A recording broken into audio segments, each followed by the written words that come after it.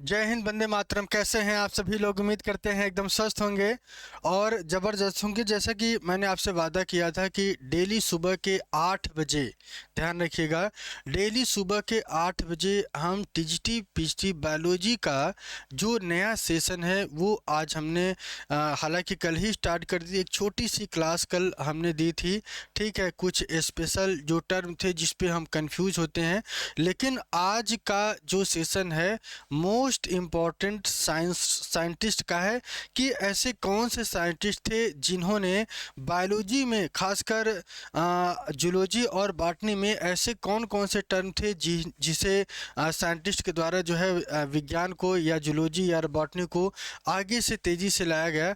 और उनकी ढेर सारी जो ब्रांचेस थी, खासकर आपके एग्ज़ाम में कभी कभी 1 से 2 क्वेश्चन देखने को मिल जाते हैं, ठीक है। तो आज हम उन्हीं ब्रांचेस के बारे में बात करेंगे और आपको ये भी बताएंगे कि कौन सा क्वेश्चन क्यों इम्पोर्टेंट है, किस तरीके के प्रश्न पूछे जाएंगे। ये सारी चीज़ें आपको बराबर डेली एक सीरीज मैंने जो सोचा था वो फिर से एक नई जो है क्लास की सीरीज हमने स्टार्ट कर दी। साथ साथ प्रीवियस ईयर के जो क्वेश्चंस हैं वो तो साथ में आपका डेली 10:05 पर चल ही रहा है।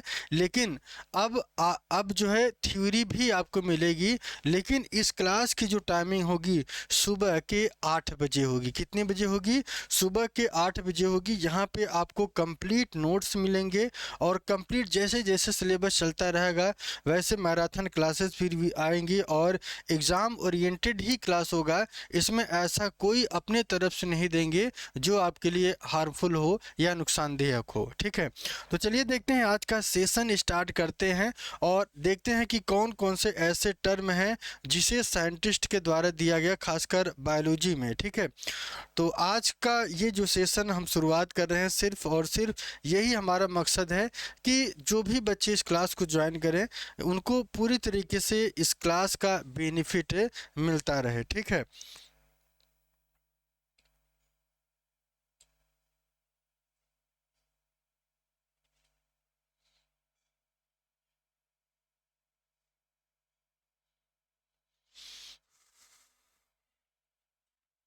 और एक चीज़ ये भी ध्यान रखिएगा, इस क्लास का आपको पीडीएफ भी लगातार डेली मिलता रहेगा। ऐसा कोई कंटेंट नहीं है जो आपको ना मिले। सब कुछ आपको एप्लीकेशन पे इस पीडीओ का जो मटेरियल होगा वो भी आप जाके डाउनलोड कर सकते हैं और यही पीडीएफ आपको वहाँ पे मिल भी जाएगा, ठीक है। ताकि आपको बहुत ज़्यादा मेहनत ना करना पड़े, सिर्फ और सिर्फ जितनी भी क्लासेस हो एक प्रॉपर नोट्स बनाते रहिए और उसी नोट्स का प्रॉपर रिवीजन करते रहिए। और मैं आपको भरोसा दिलाता हूं कि कोई भी ऐसा पॉइंट हम छोड़ने वाले नहीं हैं जो आपके एग्ज़ाम से दूर हो, ठीक है। तो चलिए देखते हैं आज का जो सेशन है। सबसे पहले हम लोग चर्चा करेंगे कि स्पेशल ब्रांचेस कौन सी हैं। स्पेशल ब्रांच, स्पेशल ब्रांच कौन कौन सी हैं बायोलॉजी में, किसने किसने क्या दिया था। सबसे पहले तो आपका यही आ जाता है कि बायोलॉजी के अगर दृष्टिकोण से देखें, फादर ऑफ बायोलॉजी किसे कहा गया है? Father father of biology, father of biology आप भी जानते हैं कौन है, लेकिन आप थोड़ा सा इसको ध्यान रखिएगा ताकि कोई भी पॉइंट आपका छूटे ना। इसके साइंटिस्ट थे एरिस्टोटल। एरिस्टोटल एरिस्टोटल ने 384 से 322 बीसी, ध्यान रखिएगा ये डेट कभी पूछी नहीं जाएगी, लेकिन आपको ये ज़रूर पता चलेगा कि आखिर बायोलॉजी की ओरिजिन कब हुई, किस डेट से हुई, क्या जो है मानक रहे हैं। तो ये सारी चीज़ें आप डेट से पता लगा सकते हैं। दूसरा, इन्हें फादर ऑफ जूलॉजी भी कहा गया है। क्या कहा गया है? और फादर ऑफ जूलॉजी भी इन्हें ही कहा गया है। ये भी आपको ध्यान रखना है। और ये कौन है? एरिस्टोटल ही हैं, और कोई नहीं, एरिस्टोटल ही हैं, ठीक है। तो ये 2 पॉइंट आपको याद रखना है। अच्छा, इसके साथ साथ एक टर्म और भी आ जाता है कि टर्म टर्म बायोलॉजी किसने दिया था? Term biology given by, term biology term biology given by Lamarck and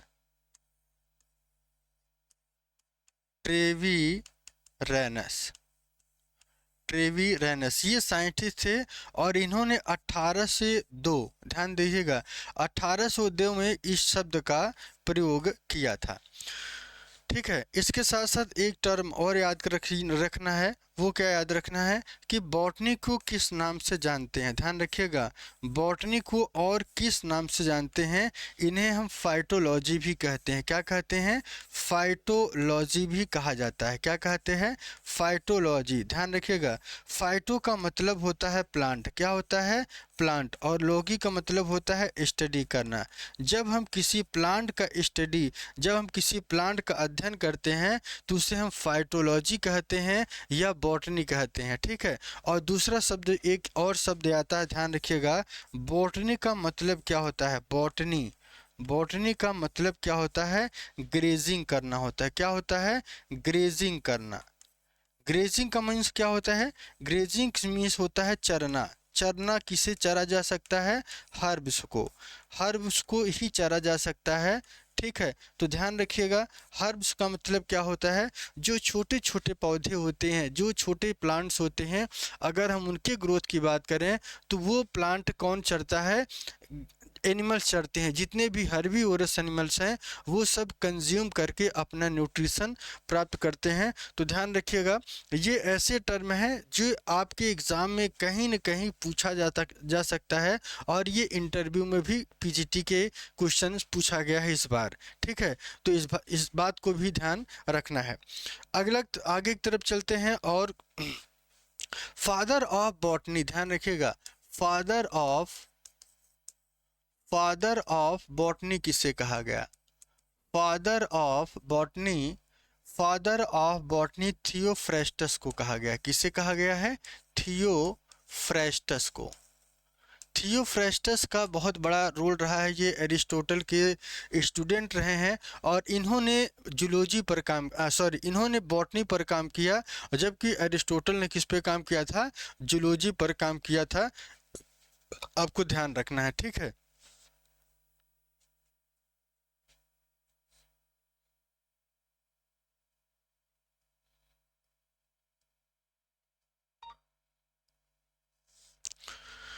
father of botany कौन थे? थियोफ्रेस्टस से, इसको आप लिखते चलिएगा।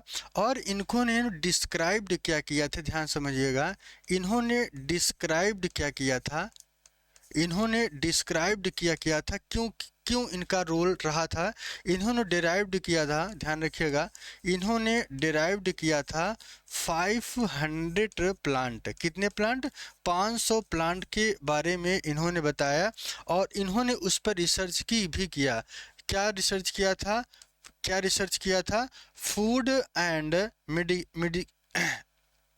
फूड और मेडिसिनल प्लांट पर। फूड और मेडिसिनल प्लांट पर। फूड और मेडिसिनल प्लांट में इनका योगदान था, तो ये भी आपको थोड़ा सा ध्यान रखना है। और क्या किया था? मॉर्फोलॉजी ऑफ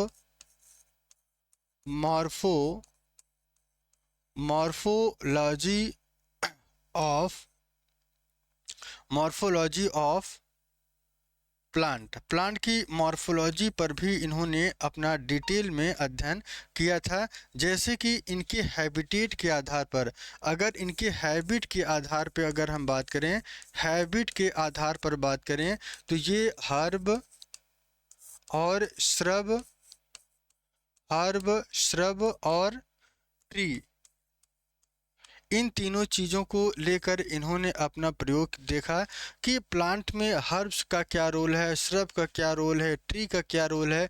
इन सब के बारे में इन्होंने डिटेल में बताया था। ठीक है, और ध्यान रखिएगा, और इन्होंने एक चीज़ पे और किया था कि प्लांट किस टाइप के होते हैं। एक होता है प्लांट अगर एनुअल्स के आधार पर अगर देखा जाए, कौन सा पौधा किस वर्ष में अपने आप को ग्रोथ करते हैं, तो यदि कोई पौधा अगर 1 वर्ष में ग्रोथ करेगा तो उसे एनुअल्स प्लांट कहा जाता है। क्या कहा जाता है? एनुअल प्लांट्स के नाम से जानते हैं, आपको ध्यान रखना है। और ये प्लांट, इनकी जो लाइफ स्टाइल होती है, जो लाइफ होती है, 1 साल का होता है। बाकी दूसरा by annuals plant, by annuals plant, by annuals plant की अगर हम बात करें तो ऐसे प्लांट, बाई का मतलब क्या होता है? टू होता है। क्या होता है? टू। ऐसे प्लांट जो 2 साल के लिए हों, 2 ईयर के लिए हों, ठीक है। और तीसरा एक टर्म और याद रखिएगा, पेरी एनुअल्स। क्या? Perennials. पेरी एनुअल्स में क्या होते हैं? More than 2 years, more than 2 years. ऐसे पौधे जो 1 साल तो ग्रोथ करते हैं, लेकिन फ्लावर और फ्रूट आने तक, फ्लावर और फ्रूट आने तक तीसरे साल तक वो चले जाते हैं। ऐसे प्लांट को क्या कहते हैं? पेरी एनुअल्स प्लांट कहते हैं, याद रखिएगा। और एक चीज़ यहाँ याद रखना है कि इनकी फेमस बुक कौन थी? इनकी फेमस बुक कौन सी थी, ये भी आपको याद रखना है। इनकी जो सबसे फेमस बुक थी, हिस्टोरियम हिस्टोरिया प्लेंटेरम थी। कौन थी? हिस्टोरिया हिस्टोरियम हिस्टोरियम प्लेंटेरम थी।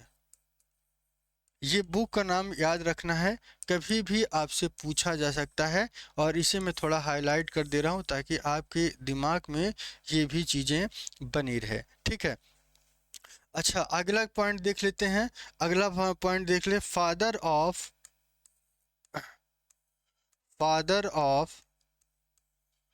Father of Indian botany. Father of Indian botany किसे कहा गया है? फादर ऑफ इंडियन बॉटनी जो है, एक साइंटिस्ट थे, विलियम रॉक्सबर्ग। कौन थे? विलियम रॉक्सबर्ग थे। रॉक्सबर्ग थे। इन्होंने क्या किया था? फादर ऑफ इंडियन बॉटनी कहा गया। लेकिन जब खोज की बात की गई तो एम्ब्रियोलॉजी जो है, प्लांट की जो स्ट्रक्चर की अगर जो बात की गई, सबसे पहले किसने दिया? थियोफ्रेस्टस ने। लेकिन जब भारत के आधार पर देखा गया, इंडिया के आधार पर देखा गया, तो कौन से साइंटिस्ट थे? थियोफ्रेस्टस थे, ठीक है। ये पॉइंट आपको नोट कर लेना, हम आपको उसी पॉइंट्स को देंगे जो आपके लिए इम्पोर्टेंट हो। अगला पॉइंट देख लेते हैं। अगला पॉइंट है अगला पॉइंट है Pliny Pliny and Pliny and Elder. Pliny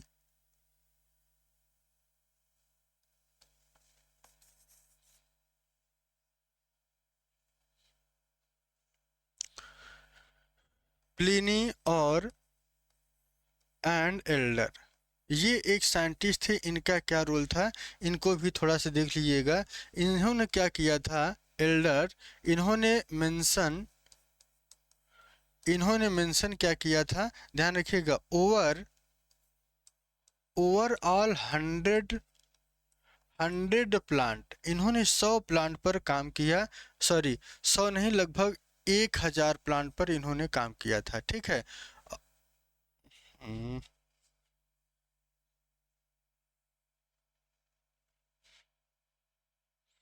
इन्होंने लगभग 1000 प्लांट पर इन्होंने काम किया था। और जब इन्होंने काम किया तो किसके लिए काम किया था? Plant of economical economical use in his book अपने प्लांट में इन्होंने ये लगभग 1000 प्लांट के बारे में अध्ययन किया था। तो ये भी आपको थोड़ा सा ध्यान रखना है, ठीक है।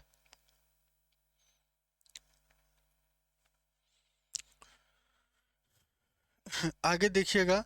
अगला जो पॉइंट है, इनकी बुक का जो नाम दिया गया था, Historia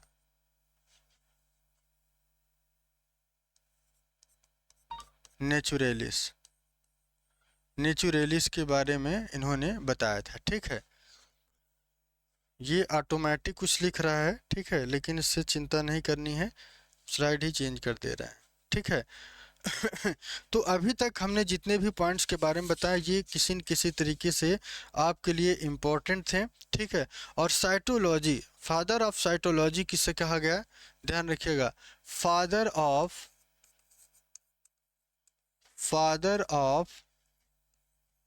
cytology, father of cytology Robert Hooke को कहा गया है। किसको कहा गया था, रॉबर्ट हुक को किया गया। और father of modern cytology, father of modern cytology, ये पूछा जाता है, ये पूछा जाता है फादर ऑफ मॉडर्न साइटोलॉजी किसे कहा गया है। तो आपको स्वानसन एक नाम याद रखना है। क्या नाम याद रखना है, स्वानसन एक ऐसे साइंटिस्ट थे जिन्होंने मॉडर्न साइटोलॉजी पर काम किया था। और एक चीज़ और ध्यान रखिएगा, इंडियन प्रोफेसर इंडियन प्रोफेसर जिनका नाम था ए के शर्मा थे। इनका क्या योगदान था, ध्यान रखिएगा, इनका योगदान ये था कि पहली बात तो ये जान लीजिए कि इनका जो लिविंग लोकेशन था कोलकाता था। ठीक है, कोलकाता था और ये कलकत्ता के रहने वाले थे। और इन्होंने क्या डेवलप किया था, इन्होंने जो डेवलप की थी कॉन्सेप्ट, वो न्यू टेक्निक दिया था। और उस टेक्निक का नाम था for the study of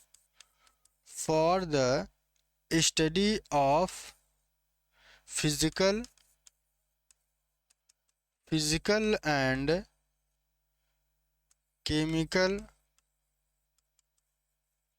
chemical nature of chromosome.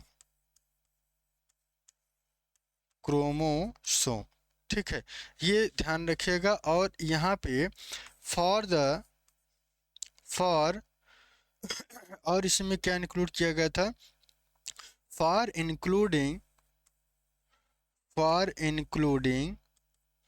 Origin and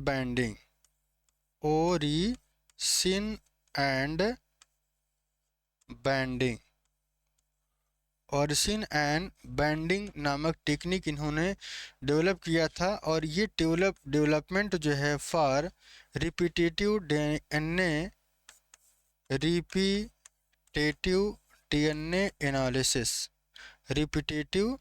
DNA analysis पर इन्होंने अपना योगदान दिया था। और इस कॉन्सेप्ट को एक और शॉर्ट तरीके से अगर देखा जाए, और इसी कॉन्सेप्ट को क्या कहते हैं, डायनेमिक डीएनए कहा गया। ठीक है। और यहाँ पे क्वेश्चंस कौन सा पूछा गया है, ये क्वेश्चन पूछा गया है कि नई टेक्निक कौन दिया है, ऑरिजिन और बैंडिंग टर्म को इंक्लूड किया गया था, पहले आपको ये याद रखना है। और ये किसके लिए किया गया था, कि रिपीटेटिव डीएनए एनालिसिस के लिए ये जो काम था इसके लिए किया गया था। तो आपको ये भी ध्यान रखना है कि किस वजह से कौन सा कॉन्सेप्ट दिया गया, यहाँ भी क्वेश्चंस बन सकते हैं। ठीक है, अगला क्वेश्चन, अगले पॉइंट पे चलते हैं।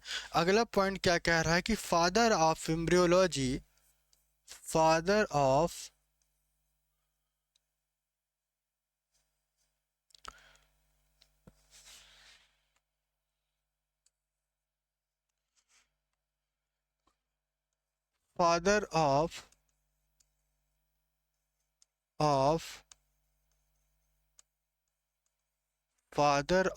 एम्ब्रियोलॉजी, फादर ऑफ एम्ब्रियोलॉजी कौन है, थियोफ्रेस्टस को कहा जाता है। किसे कहा जाता है, थियोफ्रेस्टस को कहा जाता है, याद रखिएगा। इन्होंने प्लांट के बारे में तो अध्ययन किया, और साथ साथ इन्होंने प्लांट की एम्ब्रियोलॉजी का भी डिटेल में अध्ययन किया था, तो इसे भी आपको याद रखना है। और यहाँ से एक क्वेश्चन और ये भी पूछा जा सकता है कि सर ये बताइए कि father of father of Indian embryology किसे कहा गया? फादर ऑफ इंडियन एम्ब्रियोलॉजी किसे कहा गया? Father of Indian embryology, father of Indian embryology कहा गया था डॉक्टर पी महेश्वरी को। किसे कहा गया था?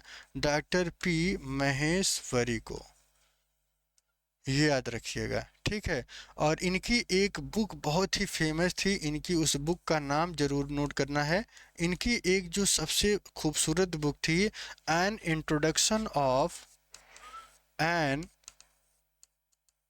Introductions of an introductions of an introduction of an introduction of embryology embryology to angiosperm, to angiosperm, इन्होंने इस पर काम किया था, ठीक है।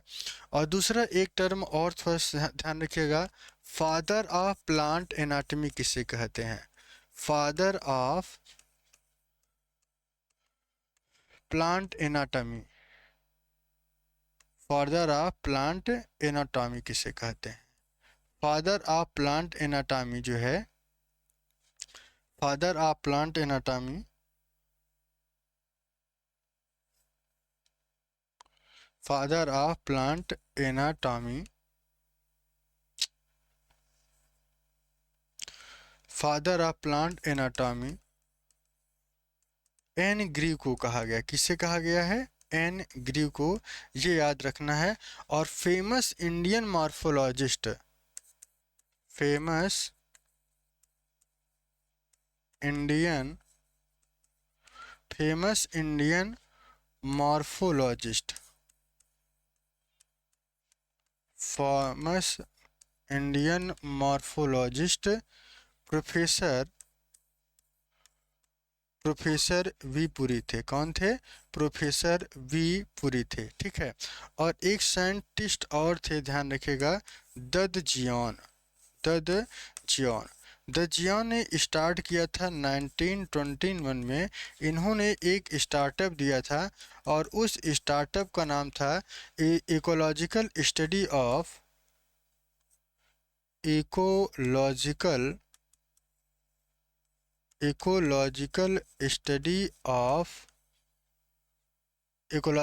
स्टडी ऑफ इंडिया का इन्होंने रिसर्च किया था, ठीक है। और कुछ पॉइंट्स थोड़ा सा और याद रख लीजिएगा। और क्या ऐसे पॉइंट हैं? Father of Indian ecology, father of Indian ecology, father of Indian ecology RP Mishra है। कौन है? आरपी मिश्रा है। यह क्वेश्चन भी आपको मैचिंग वाले क्वेश्चन में ये क्वेश्चन पूछा गया है, ठीक है। तो ये आपको ध्यान रखना है, जो भी कॉन्सेप्ट दे रहे हैं सब सटीक है, इसमें ऐसा कोई चीज़ नहीं है जो आपके लिए तकलीफ दे, ठीक है। और अगला पॉइंट देख लीजिएगा, famous Indian physiologist, famous Indian physiologist, famous Indian physiologist, famous Indian physiologist की बात करें तो यहाँ पे कुछ ऐसे साइंटिस्ट थे, इनको याद रखना है। कौन कौन है? 3-4 हैं, ठीक है। एक है आपका जेसी बोस है, एक है आपके जेसी बोस हैं।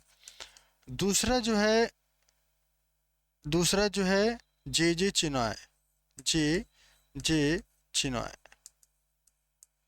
ठीक है। और तीसरे जो है के नंदा हैं, के नंदा हैं, ठीक है। और चौथे जो हैं GS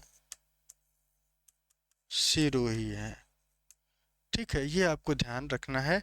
कभी भी इनसे भी क्वेश्चंस आपका पूछा जा सकता है, तो कोई भी चीज़ छोड़ना नहीं है, ठीक है, क्योंकि ये ब्रांचेस हैं। और कभी कभी ये हो सकता है कि यहाँ से एक दो प्रश्न हर एग्ज़ाम में पूछा जाता है, चाहे आप टीजीटी दे रहे हैं, पीएचडी दे रहे हैं, कहीं भी कोई भी एग्ज़ाम आप दे रहे हैं, भारत का कोई भी एग्ज़ाम अगर है, अगर आप टीजीटी पीएचडी का दे रहे हैं या डीएसएसबी का दे रहे हैं या राजस्थान का दे रहे हैं या झारखंड का या बिहार का, कोई भी एग्ज़ाम अगर बायोलॉजी से रिलेटेड है, तो ध्यान रखिएगा यहाँ से एक से दो क्वेश्चन आना ही है। और कोई भी चैप्टर, चाहे आप इस जो है इम्पोर्टेंट साइंटिस्ट से लेकर आप जो है इकोलॉजी के लास्ट यूनिट तक, चाहे बॉटनी का चाहे जूलॉजी के लास्ट यूनिट तक, इकोलॉजिकल तक, कोई भी ऐसा कॉन्सेप्ट छोड़ना नहीं है जो हमें जो है नुकसान पहुंचाए, ठीक है। ध्यान रखिए कि एक नंबर से भी आप बाहर हो सकते हैं। यदि आपने 100 नंबर पा लिया है और एक नंबर नहीं मिला, एक क्वेश्चन का आंसर नहीं मिला, तो 4 से 5 साल की मेहनत आपकी फेल हो जाती है, ठीक है। तो ये बात जरूर ध्यान रखिएगा, ठीक है। अगला पॉइंट है father of genetics. Father, no doubt हम लोग इन जो टर्म हम आपको बता रहे हैं, नो, इसमें कोई ऐसी शंका की बात नहीं है कि हमें आपको पता नहीं है। लेकिन अगर मेरी आदत ये बन जाएगी कि हम कोई भी कॉन्सेप्ट अगर पढ़ें तो सीरियसली तरीके से एक पॉइंट से दूसरे पॉइंट तक जाएं, तो बीच में कोई छोड़ने का फिर सहूलियत ही नहीं रहेगा, ठीक है। तो कोई चीज़ छोड़ना नहीं है, हर एक चीज आपको याद रखनी ही है। और इसके बाद आते हैं father of father of genetics.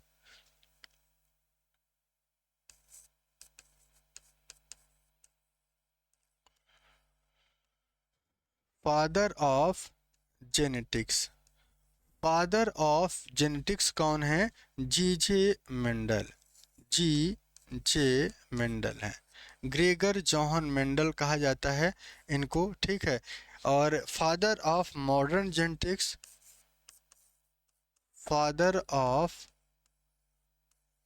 Modern genetics, father of modern genetics कौन है? फादर ऑफ मॉडर्न जेनेटिक्स, ध्यान रखिएगा, father of modern genetics T H Morgan है। कौन है? टी एच मार्गन है। इन्हें आपको याद रखना है, कोई भी ऐसा पॉइंट छोड़ना नहीं है, ठीक है। आगे चलते हैं। फेमस इंडियन साइटो, फेमस, अगला पॉइंट देख लीजिएगा, फेमस इंडियन साइटोजेनेटिक्स। साइटोजेनेटिक्स किसे कहते हैं? फेमस इंडियन साइटोजेनेटिक्स किसे कहते हैं? ध्यान रखिएगा, प्रोफेसर आर पी राय को। किसे कहते हैं? प्रोफेसर आर पी राय को कहा गया है। और ये पटना यूनिवर्सिटी से थे। कहाँ से थे? पटना यूनिवर्सिटी से थे, ये बिलोंग कर रहे थे। अगला पॉइंट देख लीजिएगा, ही मेड, इन्होंने क्या बनाया था? He made genome of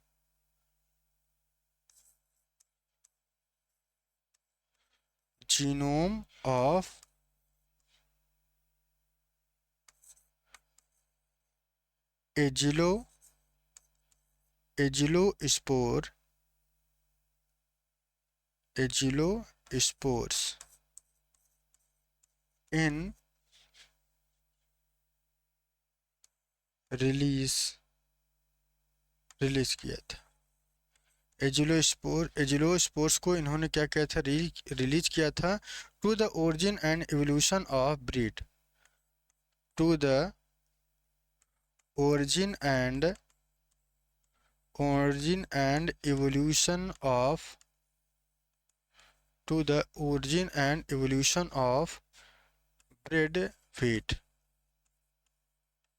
bread wheat के बारे में इन्होंने बताया था। तो ये भी थोड़ा सा पॉइंट याद रखिएगा, कोई भी पॉइंट छोड़ना नहीं है, ठीक है। आगे की तरफ देख लेते हैं, plant taxonomy. Plant taxonomy, plant taxonomy के बारे में, या फादर ऑफ टैक्सोनॉमी। ध्यान रखिएगा इसमें जो है father of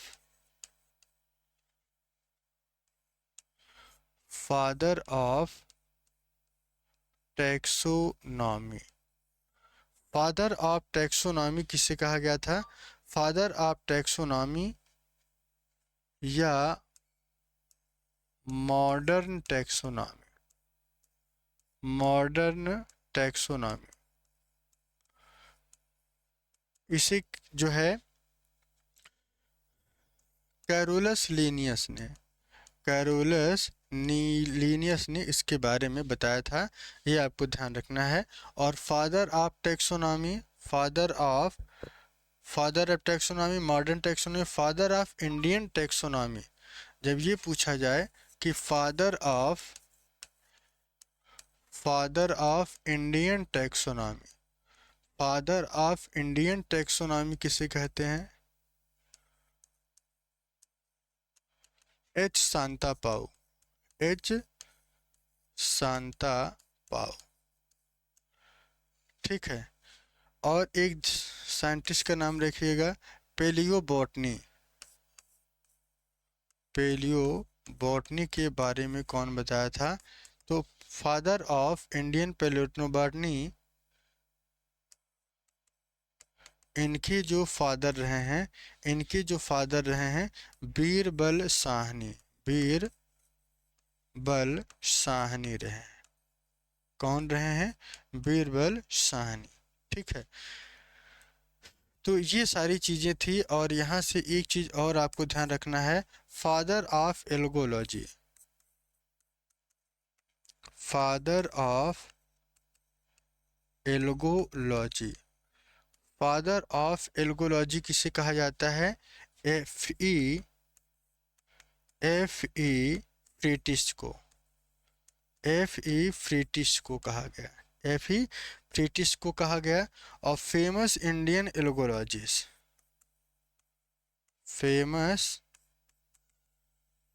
Indian algologist, famous Indian algologist जो है, फेमस इंडियन एल्गोलॉजिस्ट कौन थे?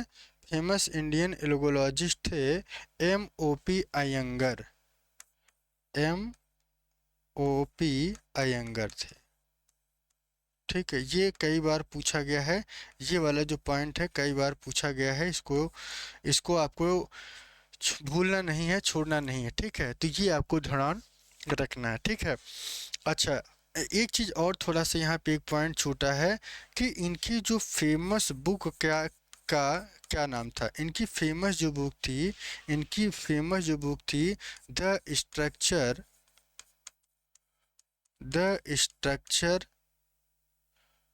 And reproduction of algae. ये भी याद रखना है। ठीक है। ये भी याद रखना है, भूलना नहीं है। ठीक है। और भी कुछ एल्गोलॉजिस्ट थे, उनका भी नाम याद रखिएगा। और कौन कौन से थे? एक थे R.N. सिंह थे। इनके साथ साथ एक और नाम जुड़ जाता है, इनका नाम था देशिकाचार्य, देशिकाचार्य। ये साइंटिस्ट थे, इनको भी आपको ध्यान रखना है। ठीक है। तो ये जो महत्वपूर्ण नेम थे आज हमने आपको बता दिया। और यहाँ पे एक चीज़ और ध्यान रखिएगा कि एक एक पॉइंट, कोई भी ऐसा पॉइंट नहीं है जो फर्जी में बताया गया हो। ठीक है। R.N. सिंह हो, देशिचार्य, एक और नाम याद रखिएगा, भारद्वाज, भारद्वाज। ये भी, इनका भी बड़ा रोल था। ठीक है। अगला पॉइंट देख लेते हैं, father of mycology, father of mycology, father of mycology किसे कहा जाता है? मिचली को कहा जाता है। किसे कहा जाता है? मिचली को। ठीक है। और इनकी एक फेमस बुक का नाम भी लिख लीजिएगा। इनका एक फेमस बुक था, इनकी एक फेमस बुक थी, इस बुक का नाम क्या था? नोवा प्लेंटेरम जेनस, नोवा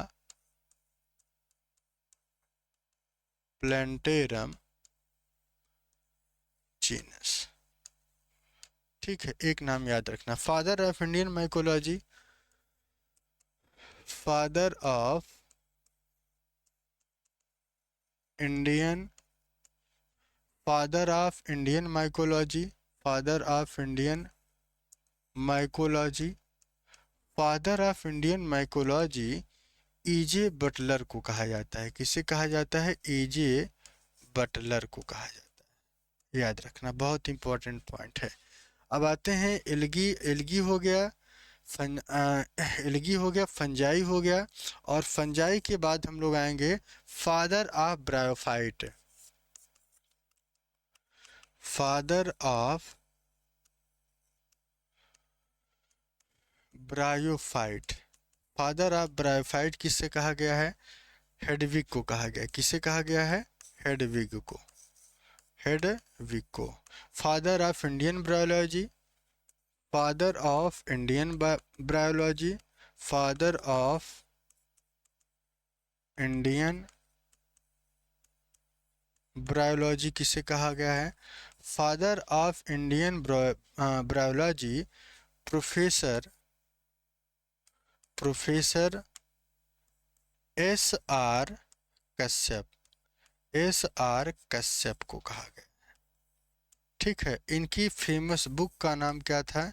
इनकी जो फेमस बुक थी, इनकी फेमस बुक का नाम था liverwort of the, liverwort of the, of the, of the western Himalaya, western Himalaya. और इन्होंने क्या किया था? पंजाब, पंजाब प्लांट में इन्होंने 2 वॉल्यूम्स दिए थे। कितने दिए थे? 2 वॉल्यूम्स इन्होंने इसके बारे में बताया था। ठीक है, और एक चीज़ और ध्यान रखिएगा, अगला पॉइंट देख लेते हैं। Father of Indian palynologist, father of, father of Indian palynologist, father of Indian लॉजिस्ट कौन थे? पीके नायर। ये नाम याद रख लेना है। ठीक है, और इसके साथ आपको एक और नाम याद रखना है, फादर ऑफ माइक्रोबायोलॉजी, बहुत ही इंपॉर्टेंट है। Father of microbiology, father of microbiology कौन है? लुईस पाश्चर है। कौन है? लुईस पाश्चर है, याद रख लेना। ठीक है, और ये तो इम्पोर्टेंट पॉइंट थे जो मैंने आपको बता दिए। ठीक है, और इसके साथ साथ कुछ ऐसे टर्म हैं जो हम आपको बता दे रहे हैं, उनको भी याद रखना है। ठीक है, एक साइंटिस्ट का नाम था, अब 2 ही नाम चलेंगे। एक तरफ साइंटिस्ट का नाम, एक तरफ साइंटिस्ट का नाम लिख दे रहे हैं, कौन किसकी डिस्कवरी किया है। एक तरफ साइंटिस्ट नेम, और दूसरा जो है डिस्कवरी, डिस्कवरी कौन किसके लिए किया है। एंटीबायोटिक की खोज कौन किया था? पहला पॉइंट, एंटीबायोटिक की खोज कौन किया था? एंटीबायोटिक की जो खोज की गई थी सबसे पहले अलेक्जेंडर फ्लेमिंग के द्वारा। किसके द्वारा? अलेक्जेंडर फ्लेमिंग के द्वारा, अलेक्जेंडर फ्लेमिंग, अलेक्जेंडर फ्लेमिंग के द्वारा की गई। ये टर्म याद रखना है। और इसका जो टर्म दिया गया था, टर्म में कंफ्यूजन है। टर्म जो दिया गया था, एक साइंटिस्ट थे सेल्समैन, सेल्समैन वैक्समैन ने, वैक्समैन ने। हमने इस वजह से यहाँ लिख दिया ताकि ये भी पूछा जाए तो आपको याद रखना है कि टर्म के बारे में, अगर इनके टर्म के बारे में पूछा जाए तो आपको ये याद रखना है कि सेल्समैन वैक्समैन ने खोज किया था सबसे पहले, लेकिन एंटीबायोटिक की जब भी बात की जाएगी तो अलेक्जेंडर फ्लेमिंग का ही नाम आएगा। ठीक है, चलिए इसके बाद अगला पॉइंट देख लेते हैं। ये दूसरा इसको हम मान लेते हैं। और उसके बाद तीसरा जो पॉइंट है, तीसरा पॉइंट है एंटीसेप्टिक सर्जरी किसने दिया था? Antiseptic surgery. Antiseptic surgery, antiseptic surgery Joseph Lister ने दिया था। कौन दिया था? जोसेफ लिस्टर ने दिया था। कौन दिया था? जोसेफ लिस्टर ने दिया था। और बैक्टीरियोलॉजी के बारे में, बैक्टीरियोलॉजी या इसे फादर ऑफ बैक्टीरियोलॉजी भी इन्हें कहा जाता है। कौन थे? एंटोनी वॉन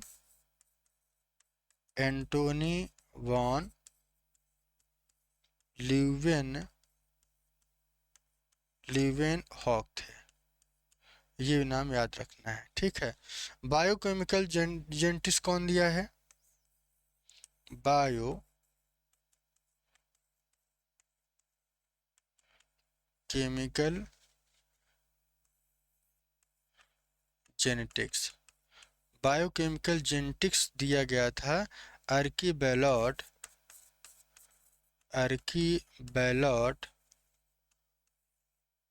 गैराउड ने दिया था। ठीक है, बायोलॉजी टर्म मैंने आपको पहले ही बता दिया था कि अरिस्टोटल ने दिया था। और ब्लड सर्कुलेशन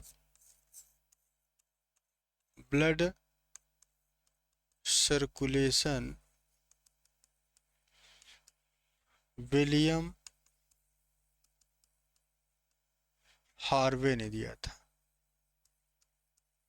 ठीक है, विलियम हार्वे ने दिया था। ब्लड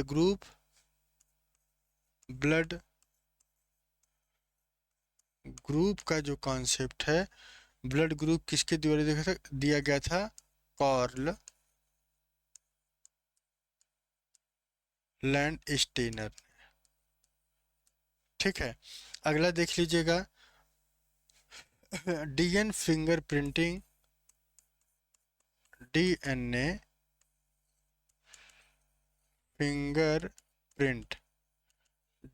फिंगरप्रिंट जो है सबसे पहले दिया गया था एलेक जेफरे के द्वारा।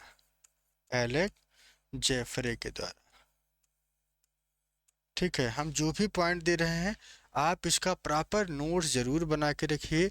और जो बच्चे चाह रहे हैं कि पीडीएफ हमको मिल जाए, वो पीडीएफ आपको सीधा सीधा आप एप्लीकेशन डाउनलोड करेंगे और टीचटी पिचटी बायोलॉजी की क्लास में जाएंगे। वहाँ पे नोट्स क्लास तो मिलेगा ही, साथ साथ अपना प्रॉपर एक ये जो क्लास का शेड्यूल है, ये नोट्स भी आप देखते चलिए। ठीक है, और सारी चीज़ें हम आपको दे रहे हैं। और ध्यान रखिएगा, हर लक्ष्य को पाने के लिए आपको बेसिक से ही चलना होगा। कोई कॉन्सेप्ट नहीं है कि आप एकदम बीच से चलें और धीरे धीरे सफल हो जाएं। एक चीज़ ध्यान रखिएगा, जीवन का कोई भी शॉर्टकट तरीका नहीं है। आपको जब भी रीड करिए, जब भी पढ़िए, आप एक बार डिटेल में पढ़ना होगा। उसी तरीके से आपका सिलेक्शन होता है। सिलेक्शन से आप तब बाहर हो जाते हैं जब आप शॉर्टकट अपनाते हैं और कम समय में जल्दी से तैयारी सोचते हैं कि कम समय में जल्दी से हमारी तैयारी हो जाए। तो ये पॉसिबल नहीं है। आपकी तैयारी होगी, लेकिन तब जब आप एकदम बेसिक से चलेंगे। कहते हैं शून्य से शिखर की योजना, शून्य से जब शिखर की तरफ चलते हैं तो ये एक प्लानिंग के तहत समय लगता है। 5 से 6 महीने का कोर्स होता है और ये समय लगता है पूरा तैयार करने में, पूरा रीड करने में, पूरा एनालिसिस करने में। तो ध्यान रखिएगा इन सब चीज़ों को, कोई भी चीज़ आपको छोड़ना नहीं। ठीक है, चलिए अगले देख लेते हैं। और अगले कुछ हम उन्हीं साइंटिस्ट के बारे में चर्चा करेंगे जो आपकी एग्ज़ाम के लिए बहुत ही इम्पोर्टेंट हैं। ठीक है, और इंडोक्राइनोलॉजी ध्यान रखिएगा। अगला है इंडोक्राइनोलॉजी। कितने हुए थे वहाँ पे कितने हुए थे? 5। 5 के बाद हो गया ये 6वां नंबर हो गया और ये 7वां नंबर, और ये 8 नंबर, और इसे हम 9th नंबर देंगे। 9th नंबर में सबसे पहले इंडोक्राइनोलॉजी, ध्यान रखिएगा, इंडोक्राइनोलॉजी के बारे में कौन बताया था? इंडोक्राइनोलॉजी के बारे में थॉमस एडिसन थे। कौन से थे? थॉमस थॉमस एडिसन एक साइंटिस्ट का नाम था जिन्होंने इसके बारे में सबसे पहले बताया था। ठीक है, इसके बाद इंडोक्राइनोलॉजी तो मैंने आपको बता दिया, और इसके बाद यूजेनिक्स। यूजेनिक्स किसे कहते हैं? यूजेनिक्स किसे कहते हैं? इसके लिए टर्म, इसका लिए जो डिस्कवरी की गई थी, फ्रांसिस डाल्टन। फ्रांसिस डाल्टन, इन्होंने सबसे पहले इसके बारे में बताया था। ठीक है, एक्सपेरिमेंटल जेनेटिक्स की बात कर लें। एक्सपेरिमेंटल जेनेटिक्स के बारे में बता दें। एक्सपेरिमेंटल जेनेटिक्स जो है सबसे पहले टी.एच. मॉर्गन के द्वारा दिया गया था। किसके द्वारा दिया गया था? टी.एच. मॉर्गन के द्वारा दिया गया था। ठीक है, टी.एच. मॉर्गन के द्वारा दिया गया था जेनेटिक्स के बारे में। और जेनेटिक इंजीनियरिंग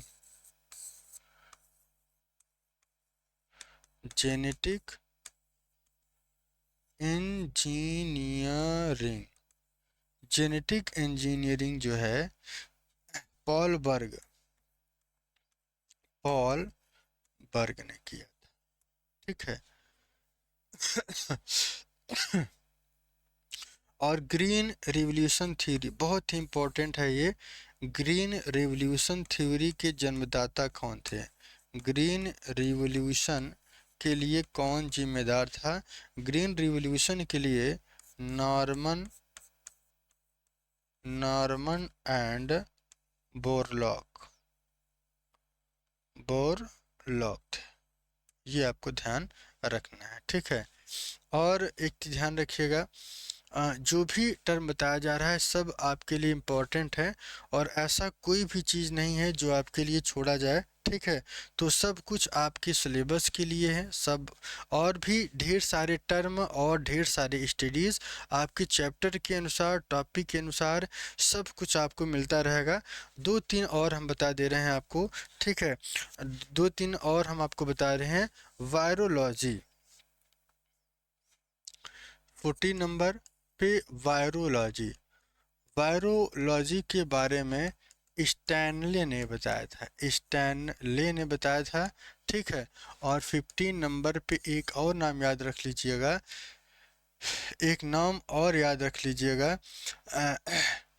टर्म स्पीसीज कौन दिया था? Most important point, term species कौन दिया था? टर्म स्पीसीज जो है जॉन रे ने दिया था। कौन दिया था? जॉन रे ने दिया था। कौन दिया था? जॉन रे ने दिया था।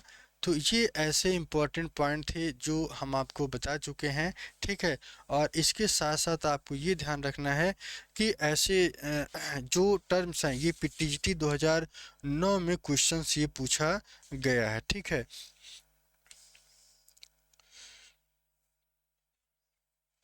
बाकी ये सारे कॉन्सेप्ट आज हम आपको दे दिए हैं। ठीक है, और एक चीज़ ध्यान रखिएगा, इससे आप क्या करेंगे, एक प्रॉपर नोट्स बनाइए, शुरू से लग जाइए, कोई इंतज़ार नहीं, कोई देरी नहीं है। और सुबह की डेली 8 बजे ये क्लास आपको डेली मिलेगी, और इसे आप प्रॉपर तरीके से अपना नोट्स भी बनाते रहिए, लिखते भी रहिए। जो क्लास आगे की तरफ चल जाए उसे फिर आपको रिवाइज करना है, रिवाइज तो करना ही पड़ेगा। ठीक है, रिवाइज करिए, और इससे रिलेटेड आप प्रीवियस ईयर के क्वेश्चंस लगाएं।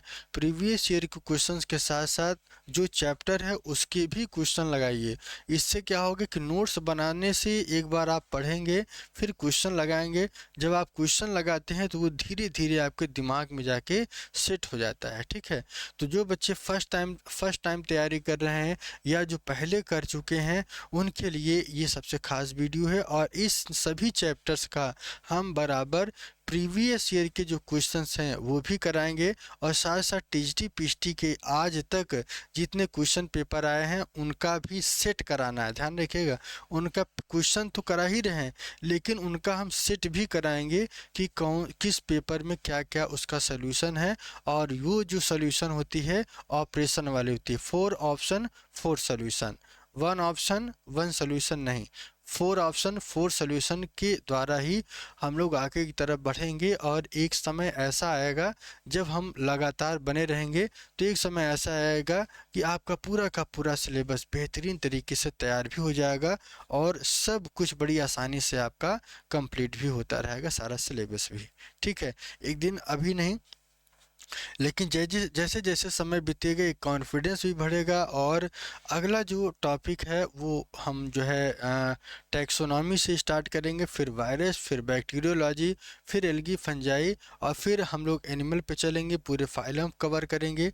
तो दोनों लेके चलेंगे, जूलॉजी का भी सेटअप रहेगा और बॉटनी का भी कोर्स रहेगा, तो ये आपको ध्यान रखना है। तो आज के लिए इतना ही, बाकी इसका पीडीएफ आप जाके वहाँ पे एप्लीकेशन पे जाके देख सकते हैं।